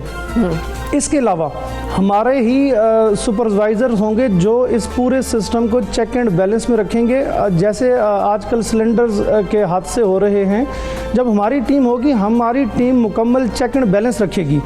उस चेक एंड बैलेंस के थ्रू ना तो ओवरलोडिंग हम होने देंगे, जितने भी सीट्स होंगी एक बस के अंदर, उस सीट्स के हिसाब से ही पैसेंजर्स बैठेंगे, क्योंकि जो जितनी सीट्स अलॉट होती हैं उस सीट्स के हवाले से बिल्कुल ठीक है। साहब, एक चीज़ कंफर्म कर दीजिएगा कि कोई हिडन शराइत भी मौजूद हैं जो लोगों को बाद में पता लगेंगी कि सीट बेल्ट तो आपने लाजमी लगाना थी, आपने सीट बेल्ट नहीं लगाई थी, हादसा हुआ, आपको खुदा न खास्ता आपकी टांग टूट गई, तो अब तो आपको हम नहीं पैसे देंगे। क्या वो हिडन शराइत भी कुछ रखी गई हैं, वो भी क्लियर कर दीजिएगा। नो, बिल्कुल भी कोई हिडन शराइत नहीं है। हमने काफ़ी स्ट्रिक्ट एग्रीमेंट साइन किए हुए हैं इंश्योरेंस कंपनीज के साथ, क्योंकि अगर हाँ हमने एक चीज़ रखी हुई है कि अगर उसके पास लाइसेंस, ड्राइवर के पास लाइसेंस नहीं होगा, तो फिर हम जो बस कोई समझे कि इंश्योरेंस प्रोवाइड कर रहे हैं, वो इंश्योरेंस हम उन्हें नहीं देंगे। अगर ड्राइवर के पास लाइसेंस अवेलेबल नहीं है तो इसमें मुसाफिर का कोई कसूर नहीं है। हम वो मुसाफिर को क्लेम ज़रूर दिलवाएंगे और इंशाल्लाह सेम डे के अंदर या नेक्स्ट डे के अंदर इंशाल्लाह वो क्लेम उनके दरवाजे तक होगा। और इसका कोई बोझ जो है वो ना तो ट्रांसपोर्टर के ऊपर होगा, ना हुकूमत के ऊपर होगा, ये आपकी कंपनी जो है उसे मैनेज करेगी। ये मॉडल पहले भी दुनिया में कहीं मौजूद है जिसको यहाँ रेप्लिकेट करने की कोशिश की जा रही है, या ये कोई नया क्रिएट की गई है चीज़ लोगों को फैसिलिटेट करने के लिए? और दूसरा, ट्रांसपोर्ट का मयार, क्योंकि ब्लूमबर्ग की जो रिपोर्ट थी उसने कहा था कि मौजूद ही नहीं है कोई ऐसी चीज़, तो क्या ट्रांसपोर्ट का भी कोई मयार रखा गया है कि कम से कम इस तरह की गाड़ी हो जो कि इसमें फॉल करेगी? एंड तीसरा, फ्रॉड जो लोग करते हैं, हम तो चीट कर देते हैं हर एक चीज़ को, तो स्कैम से बचने का भी कोई बंदोबस्त है कि लोग बार बार ये झूठा क्लेम ही ना करते रहें? बिल्कुल है, क्योंकि हमारा बेसिकली जो सारा काम कर रहा है इस टाइम हमारा टेक्नोलॉजी काम कर रही है, एक सॉफ्टवेयर काम कर रहा है। उस सॉफ्टवेयर के थ्रू जो पैसेंजर्स बस के अंदर इन होगा उस टाइम उसकी इंश्योरेंस स्टार्ट हो जाएगी। जैसे ही बस अपने लोकेशन पे पहुंचेगी तो वो ऑटोमेटिक उसकी इंश्योरेंस क्लोज हो जाएगी। तो इसमें वो फ्रॉड वाला तो बिल्कुल चक्कर है ही नहीं कि हम समझें कि एक टिकट्स के ऊपर दो चीज़ें जनरेट हों। और दूसरा हमारा जो ये सिस्टम है, ये सिस्टम हमने APIs को कनेक्ट किया हुआ है हर डिपार्टमेंट के साथ, तो इसमें पहली बात फ्रॉड वाला चक्कर है ही नहीं। दूसरा जो हमारी जो 10 साल पुरानी बसेस होंगी हम उनके ऊपर ये चीज़ इम्प्लीमेंट बिल्कुल भी नहीं करेंगे, क्योंकि इसमें ट्रांसपोर्टर्स के ऊपर बिल्कुल भी बोझ नहीं है, गवर्नमेंट के ऊपर भी बोझ नहीं है। तो अल्हम्दुलिल्लाह हमें बहुत ही अच्छा रिस्पांस मिल रहा है ट्रांसपोर्टर्स की जानिब से। तो इंशाल्लाह बहुत जल्द जो पुरानी बसेस यहाँ चल रही हैं वो भी बहुत जल्द ख़त्म होकर आजकल यू-टॉन्ग बसेस चल रही हैं, इंशाल्लाह वो न्यू बसें समझें कि ये ट्रांसपोर्टर्स लाने की कोशिश करेंगे। बिल्कुल ठीक है, एक अच्छा इकदाम है। ज़ीशान नियाज़ी साहब, आप सब सवेरे पाकिस्तान में मौजूद थे, हमसे बात कर रहे थे, बहुत शुक्रिया आपका। सुबह सवेरे पाकिस्तान, सुबह सवेरे पाकिस्तान। आगे चलेंगे और मुल्क के मौसमी महाज से मुसलसल अच्छी खबरें सुनने को मिल रही हैं। ताज़ा खबर ये है कि नवंबर 2020 में IT बरामदात में 51% इजाफा हुआ है। IT में 51% IT की बात कर रहे हैं, जिसमें हम मतलब कि हमेशा भारत की बात करते हैं। IT में बहुत अच्छी बात है। रवा बरस जुलाई ता नवंबर के दौरान IT बरामदात 76 करोड़ 30 लाख डॉलर्स तक पहुंच गई हैं। स्टेट बैंक ऑफ पाकिस्तान ने यह कहा है कि माली साल के 5 माह में IT बरामदात में 39% इजाफा देखा गया। और मौसमी माहिरीन ये भी कहते हैं कि इंफॉर्मेशन टेक्नोलॉजी सेक्टर को फॉल किया जाए तो एक्सपोर्ट और बढ़ सकती है, जबकि IT एक्सपोर्ट बजरिया बैंक फॉर्मलाइज होने की वजह से फ़ायदा होगा। इससे न सिर्फ एक्सपोर्ट बढ़ेगी बल्कि मुल्क की आमदनी में भी इजाफा होगा। ये बिल्कुल बात दुरुस्त है। इसी हवाले से बात कर लेते हैं। IT एक्सपर्ट खिलजी साहब हमारे साथ मौजूद हैं। वजह क्या बनी? उसामा खिलजी साहब, अस्सलाम वालेकुम, गुड मॉर्निंग। इतनी बरामदात बढ़ गई? जी बिल्कुल, अभी आप देखें अगर ग्लोबली जो है आपका रिलायंस टेक्नोलॉजी और IT पे ज़्यादा इस साल बहुत ज़्यादा हो गया, क्योंकि कोविड की वजह से लोग घर से काम कर रहे हैं, घर से स्कूलों से पढ़ रहे हैं, और जो ऑनलाइन रिलायंस है वो ग्लोबली बहुत ज़्यादा हो गया। तो ज़ाहिरी बात है इससे रिलेटेड जो आपकी सर्विसेज हैं, जो IT सर्विसेज हैं, सॉफ्टवेयर सर्विसेज हैं, कॉल सेंटर की सर्विसेज है, उनकी भी डिमांड बढ़ गई है। तो पाकिस्तान में जो सॉफ्टवेयर एक्सपोर्ट होती है, जो IT एक्सपोर्ट्स होते हैं, जो कॉल सेंटर्स मौजूद हैं, उनके पास काम भी ज़्यादा हो गया। और दूसरी ये वजह है कि रेमिटेंसेस भी ज़्यादा हो गई हैं, क्योंकि लोग सेविंग ज़्यादा कर रहे हैं, और जब बाहर पाकिस्तानी लोग बैठे हुए हैं वो घर वैसे भी ज़्यादा बैठे हैं। तो इन दोनों वजह से हम देखते हैं कि हमारे जो IT एक्सपोर्ट्स हैं उनमें काफ़ी इजाफा हुआ है। बिल्कुल से ये भी बता दीजिएगा कि कौन कौन से IT सेक्टर्स वो हैं जिसमें कि हम देख रहे हैं कि पाकिस्तान आगे जा रहा है। ये जो एक्सपोर्ट बढ़ी है ये किन किन एरियाज़ में बढ़ी है? जी, स्पेसिफिकली जो रिपोर्टें हमें बता रही हैं, तो एक तो जो कॉल सेंटर्स हैं उनकी जो मौजूदगी है पाकिस्तान में वो बढ़ रही है, और उसमें डिमांड उसकी जो है ये कोविड-19 की वजह से बढ़ रही है। और दूसरा जो आपका सॉफ्टवेयर डेवलपमेंट और वेब मैनेजमेंट है, और नेटवर्क मैनेजमेंट जो होता है लार्ज इंफ्रास्ट्रक्चर कंपनीज का, जो अमेरिका में वेस्ट में जो होती हैं, जिनकी ऑपरेशंस पाकिस्तान में मौजूद होती है, तो उस तरफ से भी उसमें काफ़ी ज़्यादा सेक्टर में पाकिस्तानी एक्सपोर्ट्स का इजाफा नजर आया है इस साल। बिल्कुल ठीक है। उसामा खिलजी साहब, ये भी हमें बता दीजिएगा कि हमने देखा IT सेक्टर से जो हमारे दोस्त भी मुंसलिक हैं या जिन लोगों को हम जानते हैं वो मुंसलिक हैं, क्या उनका जो कुछ वो कमाई होती है वो पाकिस्तान की इकॉनमी का हिस्सा बन रही होती है, टैक्स नेट में आ रही होती है? ये एक बहुत बड़ा लूप होल है कि पाकिस्तान इसको अभी तक कवर नहीं कर सका। इसके लिए हमें क्या करना होगा? क्या उनको एक छूट देनी होगी? क्या उनको एक रास्ता दिखाना होगा कि आप इस तरीके से अगर करें तो आपको भी फ़ायदा होगा, पाकिस्तान को भी फ़ायदा होगा? बिल्कुल, हमने देखा है पिछले कुछ सालों में FBR की तरफ से और स्टेट बैंक की तरफ से काफ़ी ऐसे इकदाम आए हैं, जिसमें हमने देखा है कि लोगों को टैक्स नेट के अंदर लाने में जो है बहुत सारे स्टेप्स लिए गए। फॉर एग्जांपल, अगर आपका बैंक अकाउंट है, जाहिर बात है अगर बाहर आप काम कर रहे हैं, एक्सपोर्ट कर रहे हैं IT, तो आपकी जो आमदनी आएगी आपके बैंक अकाउंट के जरिए आएगी, और जब बैंक अकाउंट में छोटी छोटी सर्विसेज हैं, तो अगर आप टैक्स फाइलर हैं तो आपका जो रेट है वो काफ़ी कम होता है, और अगर आप नॉन फाइलर हैं तो आपके ज़्यादा सर्विसेज के लिए पैसे कटते हैं। इसी तरह अगर आप कंसल्टेंसी का काम करते हैं तो एज अ फाइलर आपका जो है टैक्स रेट कम होता है, as a non filer tax rate ज़्यादा होता है। तो इसी किस्म के डिफरेंट इक़दाम हमने देखे हैं जिसकी वजह से लोगों को इनकरेज किया जा रहा है और एडवाइस किया जा रहा है कि अगर आप फाइलर बनेंगे आपको ज़्यादा फ़ायदा होगा। मेरे ख्याल से ये अच्छे डायरेक्शन में स्टेप्स लिए गए हैं और इसी रुख में जाने की वजह से। बिल्कुल सही। उसामा साहब, जब भी बात होती है आईटी की तो मुझे तो मैट्रिक्स याद आ जाती है ना, फिल्म कि उसमें नंबर्स और वो सब कुछ जो है वो चल रहा है। तो भी अब ये बताइएगा कि जितनी तेज़ी से फैलाव है इसका, एज एक करियर के तौर पे गाइड कीजिएगा कि लोग किस किस शोबाजात में आ सकते हैं, जो बच्चे पढ़ रहे हैं वो किन किन एवेन्यूज़ को कंसिडर करें, कहाँ कहाँ स्कोप चांसेस ज़्यादा हैं, जो बिज़नेस करना चाह रहे हैं वो किन किन एरियाज़ में अपने आप को इन्हें एक्सप्लोर करें। देखिए, आजकल सबसे ज़्यादा जो आपका अप एंड कमिंग फील्ड है वो कोडिंग का है। आप कोडिंग सीखते हैं तो उसमें आप एनीवन कैन क्रिएट एक ऐप बना सकते हैं, सॉफ्टवेयर बना सकते हैं। मेरा 12 साल का भतीजा है और वो अभी आप देखिए उसने अपनी खुद ब खुद जो है कंप्यूटर पे गेम एक डेवलप की है। तो आजकल इतनी आसान सॉफ्टवेयर आ गई हैं जिसके ज़रिए कोई भी बैठ के जो है डेवलपमेंट कोडिंग और वो कर सकता है, और आहिस्ता आहिस्ता आप सीखते हैं तो आप ज़्यादा एडवांस लेवल पर जा सकते हैं। और तो एक हो गया कोडिंग, फिर दूसरा आपका ऑब्वियसली कंप्यूटर साइंसेज में आर्टिफिशियल इंटेलिजेंस का जो है बहुत बड़ा फील्ड है, जिसमें मशीन लर्निंग के थ्रू आप देखते हैं आपका जो फेसबुक है, ट्विटर है, इसमें इतने ज़्यादा यूज़र्स हैं, बिलियंस ऑफ यूज़र्स हैं, लेकिन इनका जो सारा सिस्टम और एल्गोरिथम चल रहा होता है वो आर्टिफिशियल इंटेलिजेंस के ज़रिए। तो उसमें आप कोड्स बनाते हैं जिसके ज़रिए सॉफ्टवेयर खुद ही जो है इंफॉर्मेशन प्रोसेस करती है और आपको डिफरेंट सर्विसेज देती है। तो ये भी एक बहुत ज़्यादा बड़ा वसी फील्ड बन रहा है जिसमें रिसर्च पूरी दुनिया में बहुत ज़्यादा हो रही है। और जहाँ तक बिजनेस की बात है तो पाकिस्तान में काफ़ी ज़्यादा इंक्यूबेशन सेंटर्स मौजूद हैं। तो सारे बड़े शहरों में, अभी छोटे शहरों में भी शुरू हो रहे हैं। नेशनल इंक्यूबेशन सेंटर है कराची में, नेस्ट आयो है, फिर नेशनल इंक्यूबेशन सेंटर पेशावर है, लाहौर है।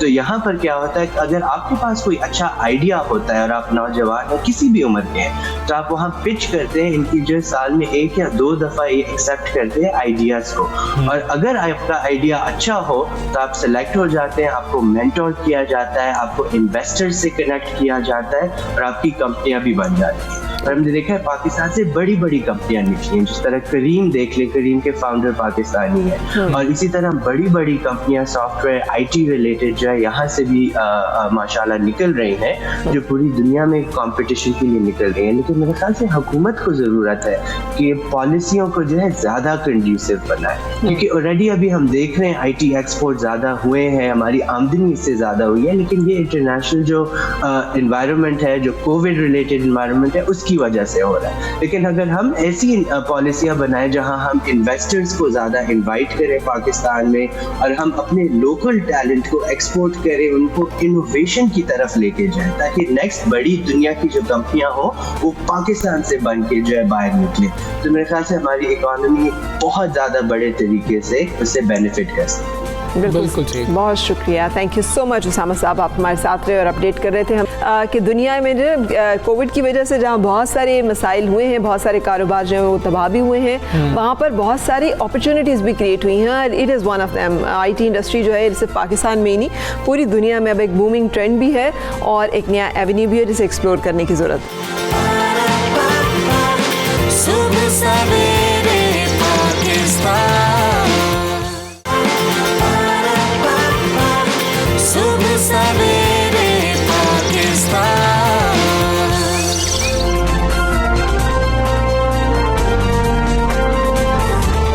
Welcome back. सबसे सवेरे पाकिस्तान आप देख रहे हैं, और मैं तो बहुत एडमायरर हूँ अपने मुल्क के सारे मौसमों की। जो मौसम आता है मुझे लगता है यही फेवरेट है, और फिर उसके बाद अगला आ जाता है तो फिर लगता है नहीं ये भी फेवरेट है। सर्दी आपकी ज़्यादा फेवरेट है या आपको थोड़ा सा मार्च वाला मौसम ज़्यादा अच्छा लगता है? वही तो मैं आपको बता रही हूँ कि जो आता है मुझे लगता है यही फेवरेट है। फिर जब आपको सर्दी इतनी क्यों लगती है, फिर आप उसको क्यों? क्योंकि मैं सर्दी को एंजॉय करती हूँ। आप गर्म कपड़े पहनना, गर्म चीज़ें खाना, हीटर, इसका एक अपना रोमांटिसिज्म हमजा।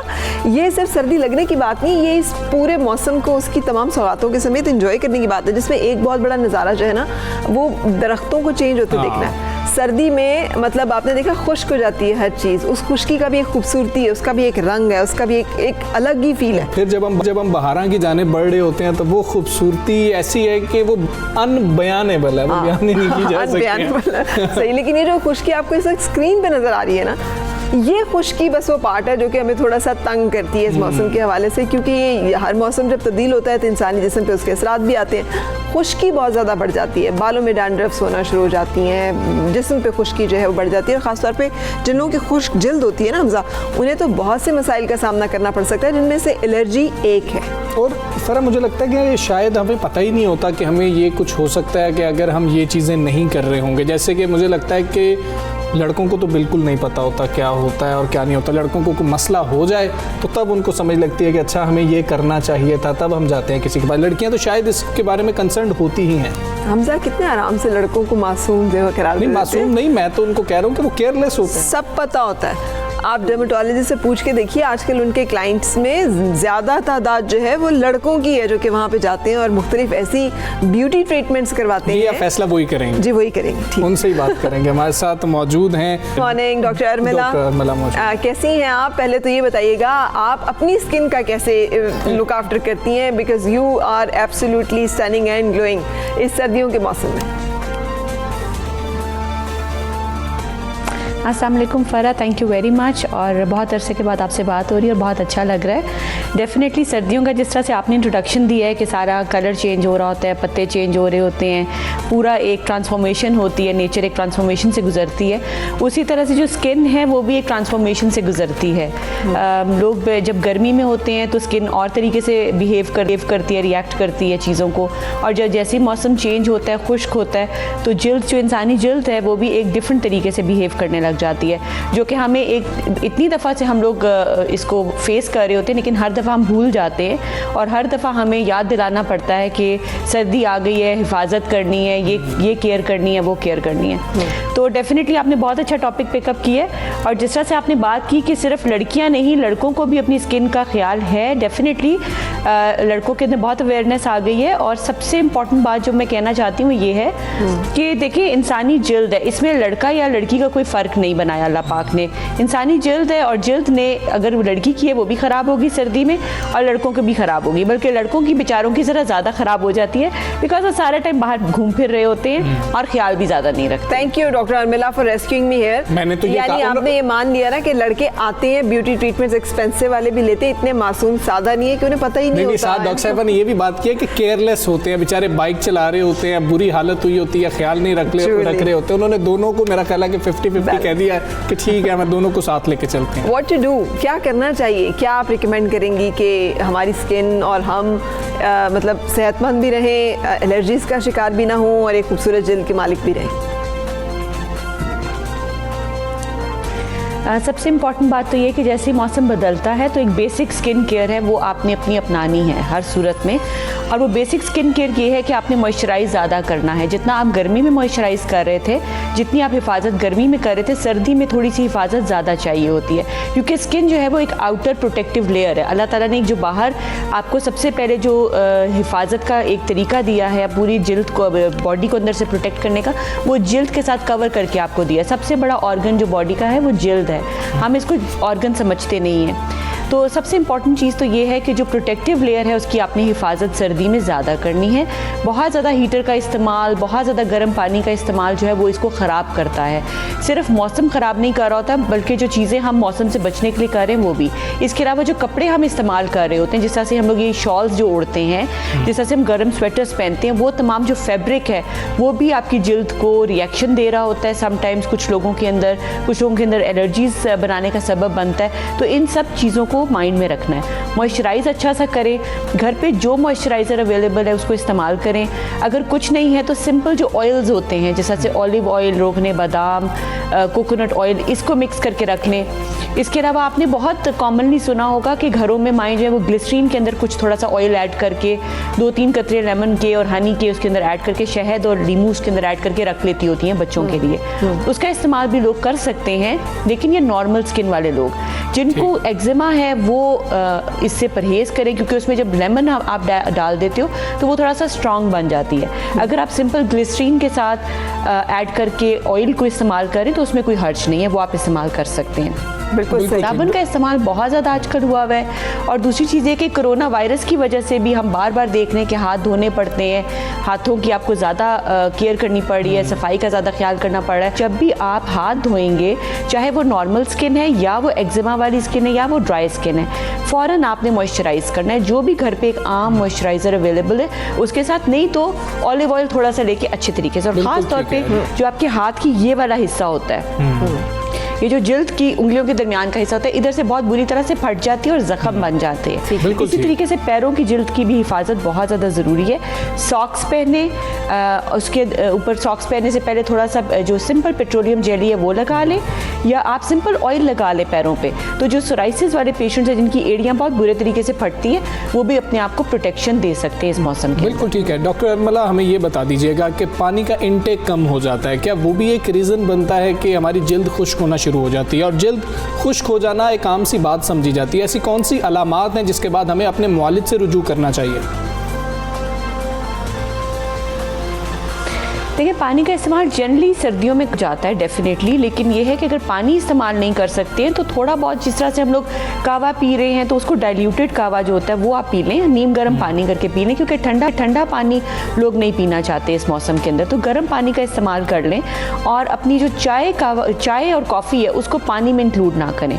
लोग चाय और पानी को भी वाटर इनटेक के अंदर इंक्लूड करते हैं, जो कि गलत बात है। चाय और जो कॉफ़ी है वो बल्कि बॉडी से पानी को खींच के निकाल देती है, लेकिन कावा जो ग्रीन टी है या सिंपल जो आप शहद या अदरक डाल के जो पानी का इस्तेमाल करते हैं वो बिल्कुल ठीक है। मेरे ख्याल में अगर इस तरीके से भी इस्तेमाल हो सकता है तो डेफिनेटली करना चाहिए। इसके अलावा जो मौसमी फल हैं, आजकल जितने फल हैं वो उसमें काफ़ी जूस है, काफ़ी वाटर कंटेंट हाई होता है। जिस तरह से आप देख रहे होगे कीनू, माल्टे, ये तमाम चीज़ें अगर आप इस्तेमाल कर रहे हैं तो मेरे ख्याल में ये भी एक अच्छी चीज़ है। अगर पानी डायरेक्ट नहीं पी सकते तो डाइल्यूटेड जूसेस पी सकते हैं, गर्म पानी विद शहद एंड अदरक, इस तरह की चीज़ें आप पी सकते हैं। किस टाइम पर आपको अपने मॉलिज के पास जाना चाहिए, उसमें मैं कैटेगरीज बता देती हूँ। जो छोटे बच्चे हैं उसके अंदर एटोपिक एक्जिमा बहुत कॉमन होता है। जो सर्दी का बच्चा होता है, जो सर्दी में बच्चे पैदा होते हैं, उनकी जिल्द ज़रा ज़्यादा सेंसिटिव होती है, क्योंकि माएँ उनको रैप करती हैं, उनको चादरें और कंबल में काफ़ी हम लोग बच्चों को रैप करते हैं। तो उसकी वजह से बच्चों की जो यहाँ पे चीक्स हैं वो सारी की सारी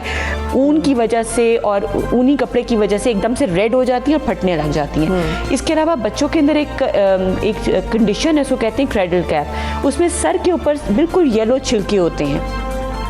बीमारी नहीं है ये, बिल्कुल भी इसको बीमारी मत समझे, लेकिन ये एक स्किन कंडीशन है जो कि सर्दी के बच्चों में ज़्यादा देखने में आई है, क्योंकि टोपियाँ पहनी हुई हैं बच्चों ने, कमरे भी गर्म रखे हुए हैं। तो माओं के लिए सबसे इम्पॉर्टेंट, और जो घर के बड़े बुजुर्ग हैं, कि जिस कमरे में छोटे बच्चे हैं उधर एक छोटा सा आप कोई स्टीमर रख लें, कोई केटल रख लें जो पानी जिसमें उबलता रहे, किसी कोने में प्रोटेक्टेड ऊंची जगह पे कि बच्चों का हाथ ना लगे, तो ज़रा थोड़ा आपके कमरे के अंदर नमी बेहतर रहेगी, उतना ज़्यादा ड्राई नहीं होगा कमरा।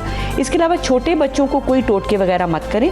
उनके लिए बेस्ट यही है कि जो बेबी ऑयल्स होते हैं या ऑलिव ऑयल, उसकी अगर आप उसको डेली मसाज करते हैं तो वो उनके लिए बेस्ट है। बहुत स्ट्रॉन्ग उनके लिए सोप इस्तेमाल ना करें। जो मिडिल कैटेगरी आती है, जिस तरह नौजवान लड़के लड़कियां, उनकी एक्नी का इशू इसमें बहुत ज़्यादा हो जाता है, सर में खुश्की का इशू बहुत ज़्यादा हो जाता है, कानों में खुश्की, पूरे बदन के ऊपर उनके जो है वो सेबोरिक डर्मेटाइटिस, जिस तरह डैंड्रफ टाइप की चीज़ है, वो बहुत ज़्यादा हो जाती है। उसमें एंटी फंगल शैम्पूज़ होते हैं जो हम प्रिस्क्राइब कर देते हैं, खुद से इसको घर पे ट्रीट करने की कोशिश ना करें। नेक्स्ट लेवल आ जाता है वो लोग जिनको कोई बीमारी है, जैसे एक्जिमा है या सोराइसिस है, ड्राई स्किन कंडीशंस हैं, हाथ पैर फट जाते हैं, उनके लिए हम डेफिनेटली, अगर वो पहले से अपने मॉलिज को दिखा रहे हैं तो उनका मॉलिज उनको बता देता है कि आप सितंबर अक्टूबर से ही थोड़ी हिफाजती तदाबीर करनी शुरू कर दें, और ऐसे लोशंस इस्तेमाल करें जिसके अंदर यूरिया एडिड होता है। यूरिया आपकी स्किन से जो डेड लेयर है उसको उतारता है, वाटर कंटेंट को बेहतर कर देता है। और इसके अलावा हाइलोरॉनिक एसिड जिन चीज़ों के अंदर होता है उसको चेहरे पे इस्तेमाल करें, ताकि आपकी चेहरे की जिल्द है उस पर फाइन लाइन्स वगैरह ना बने और वो मौसमी असरात से बची रहे। बिल्कुल सही। अच्छा, ये भी बताइएगा आप, ये जो एक्सट्रीम ड्राई स्किन है, ये कुछ मेडिकल कंडीशंस की तरफ भी तो निशानदेही करती है ना? सिर्फ हम ये टॉपिकल यूज़ ही ना करते रहे, हम हाइपोथायरॉइड की वजह से भी बाज़ मैंने सुना है, शुगर की वजह से भी जल्द खुश्क होना शुरू हो जाती है। सो इन चीज़ों को भी बारे में बताइए कि कैसे हमें अपनी जल्द को देख कर समझना चाहिए कि हमें क्या करने की ज़रूरत है।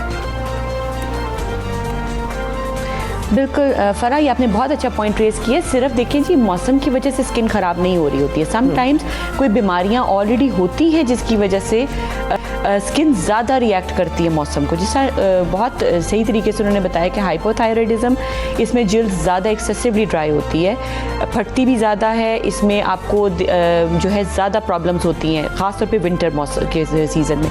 इसके अलावा जिस तरह से जो लोग ओल्ड एज में जा रहे होते हैं, बुजुर्गी की तरफ जा रहे होते हैं, उनकी वैसे ही ऑयल बॉडी के अंदर कम हो जाता है। इसको हम लोग सीनाइल जीरोसिस कहते हैं, या बुजुर्गी में या बड़े होने की वजह से पूरी की पूरी स्किन की जो है वो ड्राई हो जाती है। और कंप्लेंट क्या आती है हमारे पास, अक्सर माएँ आ रही होती हैं हमारे पास, बुज़ुर्ग ख़वातीन आ रही होती हैं, और वो कहती हैं जी पूरे जिस्म के ऊपर ख़ारिश होती है और हम सारी सारी रात जागते रहते हैं और ख़ारिश करते रहते हैं, और इवन कोई चीज़ पकड़ के, लाइक कंघी पकड़ के या कोई चीज़ पकड़ के उसके साथ खुजाते रहते हैं बदन को। उसकी वजह ये होती है कि बेसिकली उधर ड्राइनेस इतनी ज़्यादा होती है कि जब वो गर्म कपड़े पहन रहे हैं, कंबल ओढ़ रहे हैं, तो वो और स्टैटिक होके वहाँ पे थोड़ा सा आपको ज़्यादा प्रॉब्लम देने लग जाता है। मसला कोई भी नहीं है, सिंपल अगर आप मॉइस्चराइज कर लो, गर्म पानी का इस्तेमाल कम करो, नहाने के फ़ौरन बाद पूरी बॉडी के ऊपर आप अगर बादाम का तेल या कोकोनट ऑयल लगा लें तो इससे बचा जा सकता है। अगर ज़्यादा हो गया तो उस केस में फिर हम कोई ना कोई आपको दवा देते हैं जिसमें माइल्ड सा स्टेरॉइड डला होगा या यूरिया डली होगी, और वो आपको बेहतर कर देगी।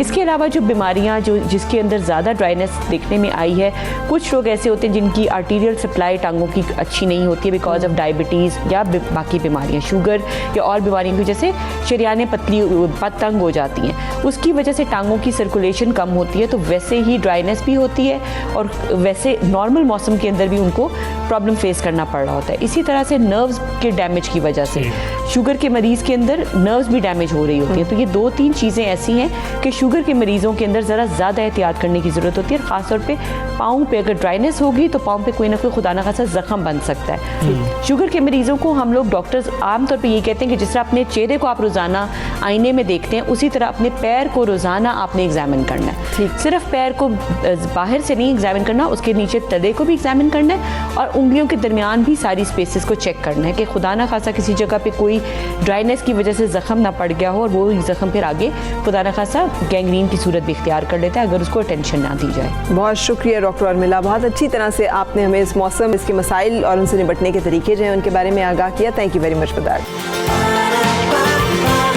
सुबह सवेरे पाकिस्तान,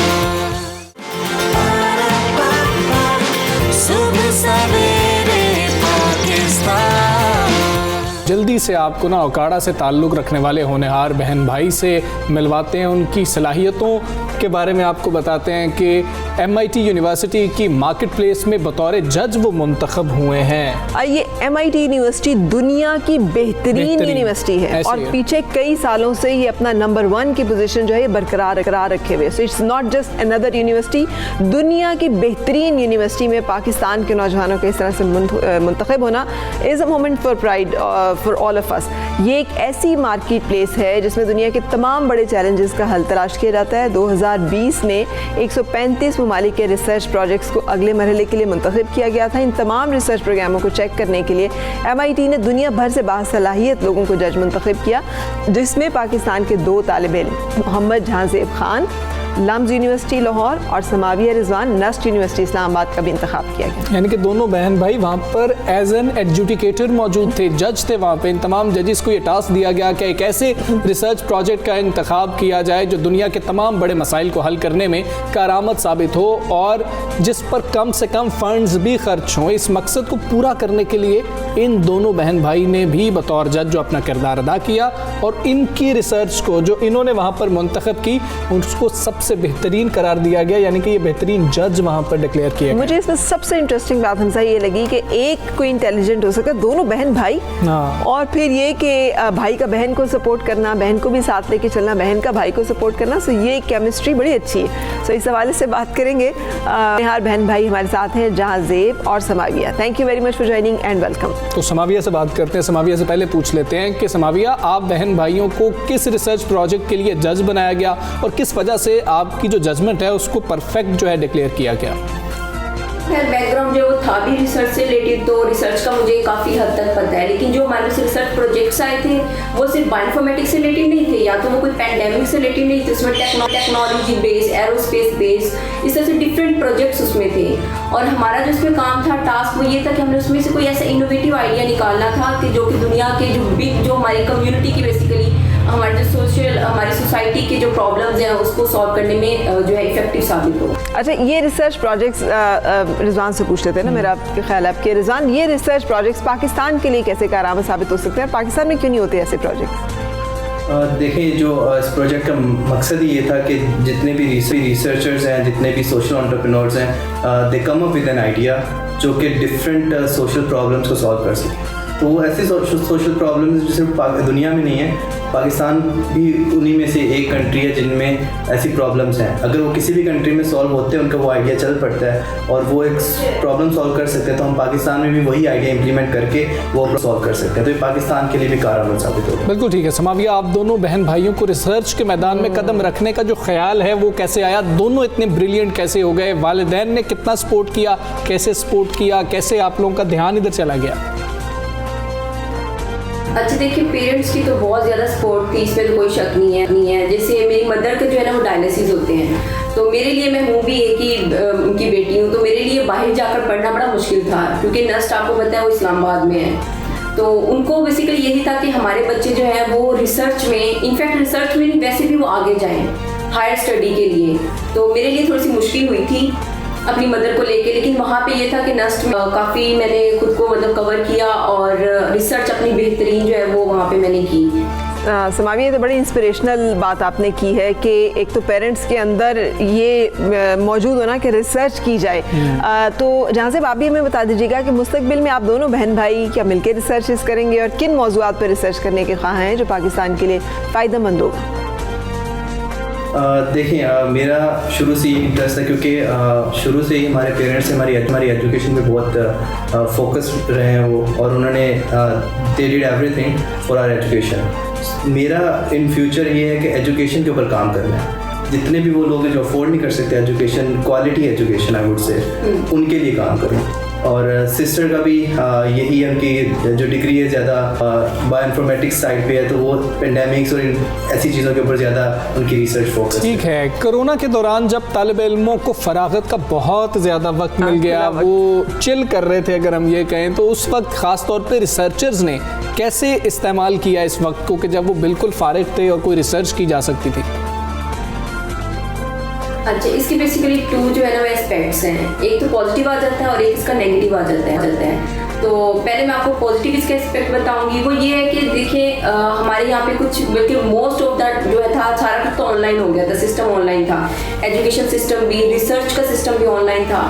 तो जो हमारे तरफ रिसर्चर्स थे उन्होंने तो इसको बहुत अच्छे वे में इसको यूज़ किया, इस पेंडेमिक को। लाइक हमें घर में बहुत ज़्यादा टाइम मिला, हमने रिसर्च की, डिफरेंट रिसर्चेज उस पर परफॉर्म किए। लाइक अभी रिसेंट जैसे कोविड-19 आया था, तो कोविड-19 पे भी रिसर्च की गई, मैंने खुद उसमें पार्टिसिपेट किया था उस रिसर्च में, मैं खुद भी उसका पार्ट रही हूँ। तो और इसका जो नेगेटिव है वो ये था कि जॉब्स नहीं मिले। बहुत सारे ऐसे प्रॉब्लम्स हैं जिसका जो सोल्यूशन ढूंढना बहुत ज़रूरी है, इनफैक्ट पाकिस्तान के अंदर बहुत ज़्यादा। तो इसका ये नेगेटिव रहा है कि जितने भी यंगस्टर्स थे, लाइक अगर मैं अपनी भी बात करूँ, मैं जो ग्रेजुएट हो चुकी थी 18 नवंबर 2019 की, लेकिन जो उसके बाद से मुझे कोई जॉब अपॉर्चुनिटी नहीं मिली, क्योंकि पेंडेमिक आ गया, सब कुछ जो था वो लॉकडाउन में चला गया। तो ये थोड़ा सा नेगेटिव चीज़ हुई। बल्कि मेरे जैसे बहुत सारे रिसर्चर्स थे, मेरे डिफरेंट क्लास फेलोज जो कि बहुत ज़्यादा टैलेंटेड लोग हैं, स्किलफुल पर्सनस हैं, बट उनको ये अपॉर्चुनिटी जो है ना वो नहीं मिली पेंडेमिक की वजह से कि वो आगे जो है फर्दर जॉब्स के लिए अप्लाई करें।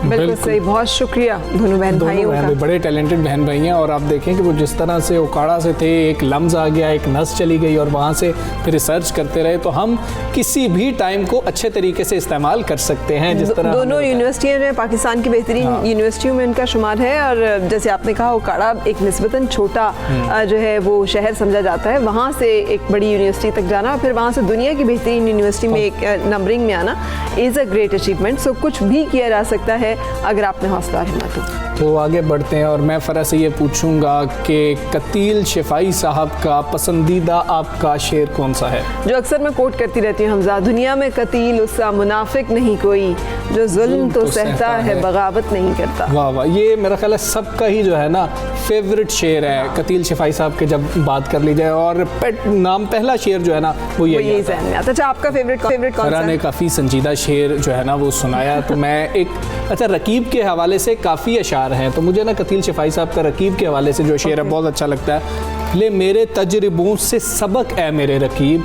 ले मेरे तजर्बों से सबक ए मेरे रकीब, 2-4 साल उम्र में तुझसे बड़ा हूँ मैं। उसका ख्याल रख रहे हैं। क्या बात है। तुम पूछो और मैं ना बताऊं, ऐसे तो हालात नहीं, एक जरा सा दिल टूटा है और तो कोई बात नहीं। बेशुमार खूबसूरत तो टूटे दिल के साथ हम आपसे इजाजत चाहेंगे। अपना बहुत ज़्यादा ख्याल रखें, अपना दिल टूटने ना दें। अल्लाह हाफ़िज़। Have a good day.